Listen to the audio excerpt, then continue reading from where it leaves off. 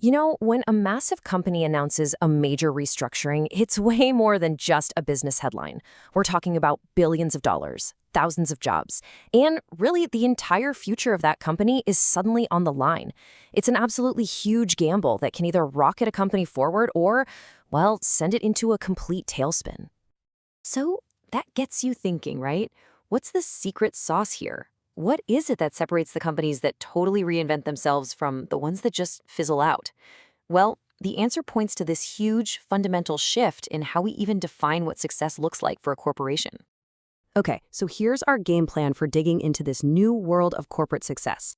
We're going to start with the high stakes of restructuring, then we'll look at the old, outdated playbook for growth. After that, we'll jump into the big shift towards sustainability, look at the actual numbers to see what works, and finally, figure out what it really takes to build a business that's ready for the future. First up, let's talk about the restructuring gamble. See, in today's world, shaking things up isn't just something companies do when they're in trouble anymore. It's actually become a go-to strategic move for just surviving and growing. So let's make sure we're all on the same page. When we say corporate restructuring, we're talking about huge changes to the very core of a company. Think mergers, buying other companies, or even selling off entire divisions.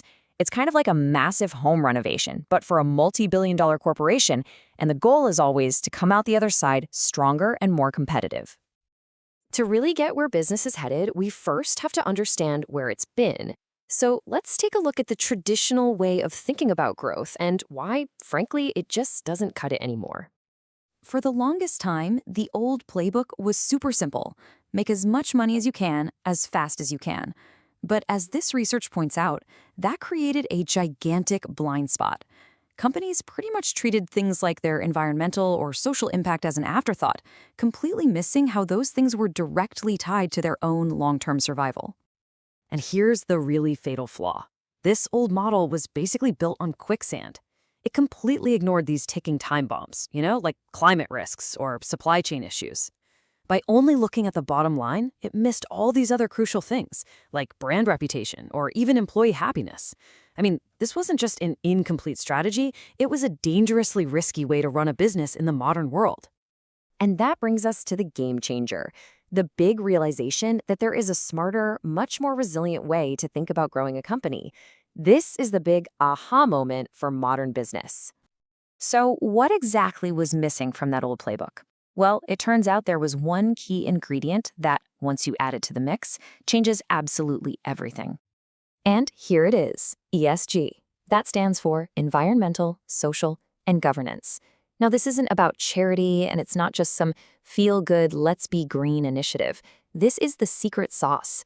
It's a strategic framework for building a company that's more resilient, more accountable, and ultimately a whole lot more valuable, because it's managing a wider, smarter set of risks and opportunities. And when you put them side by side, the difference is just night and day. The old way was all about short-term profits for shareholders, period.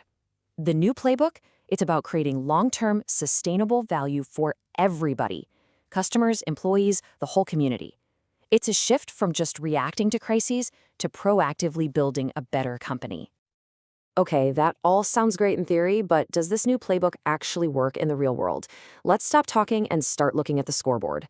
Let's see what the financial data says about what a successful, sustainable company really looks like. All right, let's put on our financial analyst hats for a second and look for the proof right in the numbers. The research we're drawing from looked at several major companies, and believe me, the patterns that emerged are pretty eye-opening. So what's really fascinating here is this number, 0. For 5 years straight, companies like Infosys and Hindustan Unilever operated with 0 net debt.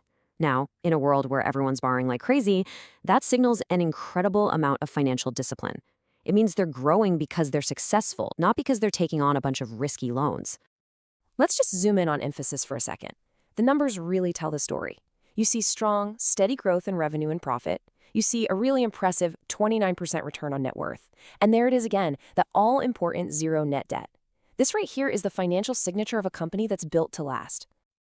And wow, this chart really tells the story, doesn't it? Here, we're comparing the revenue growth of two different strategies. On one side, you have this incredibly volatile ride, including a massive drop of over 43% in a single year. And on the other side, you've got Infosys, with its steady, positive, predictable growth. One is a total roller coaster, the other is a disciplined climb.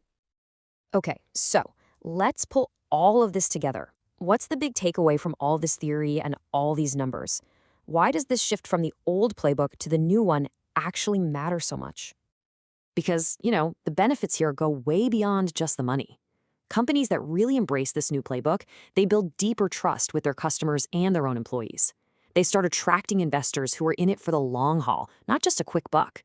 And at the end of the day, they just build a stronger, more resilient business that's ready for whatever comes next. The research really puts it perfectly. In this new world, restructuring isn't just a defensive move you make when you're in trouble. It's a massive opportunity to proactively transform your company, to line up your operations with your values, and to build something that's genuinely better and more sustainable. And it's really important to see that this whole new way of thinking isn't just some passing trend. It's actually grounded in serious academic research, like this work from the NSB World Business School, which connects business theory with actual real-world financial results. Which kind of leaves us with this one big, powerful question for the future of business. In a world that's always changing, a world full of uncertainty, maybe the ultimate competitive advantage isn't just about being the most profitable. Maybe it's about being the most purposeful.